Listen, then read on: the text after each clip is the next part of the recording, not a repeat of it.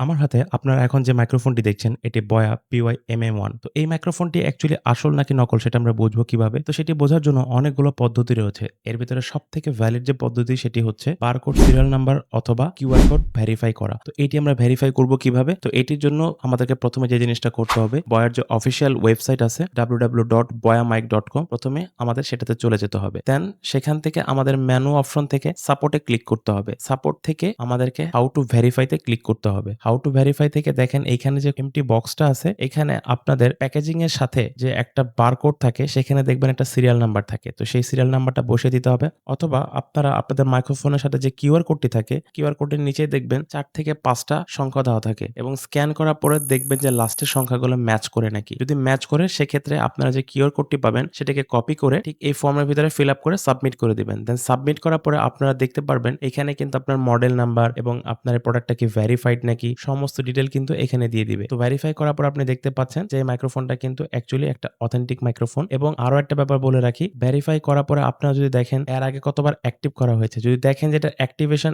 1 এর অধিক, তাহলে বুঝতে হবে আপনার এই কিউআর কোডটা অলরেডি অন্য কোথাও ব্যবহৃত হচ্ছে বা আপনার এই মাইকটা ডুপ্লিকেট। কারণ এই কিউআর কোডে অলরেডি আরো মাইক্রোফোন ক্রিয়েট করা হয়েছে। সেক্ষেত্রে কিন্তু আপনারা জাস্টিফাই করতে পারবেন যে আপনার যে মাইক্রোফোনটি সেটা অ্যাকচুয়ালি অরিজিনাল নাকি ডুপ্লিকেট। এই ছিল বয়া মাইক্রোফোনের সবথেকে অথেন্টিক ওয়েতে ভেরিফাই পদ্ধতি। তো নিচের কমেন্টে জানান আপনারা কি আপনাদের বয়া মাইক্রোফোনটি ভেরিফাই করেছেন কিনা।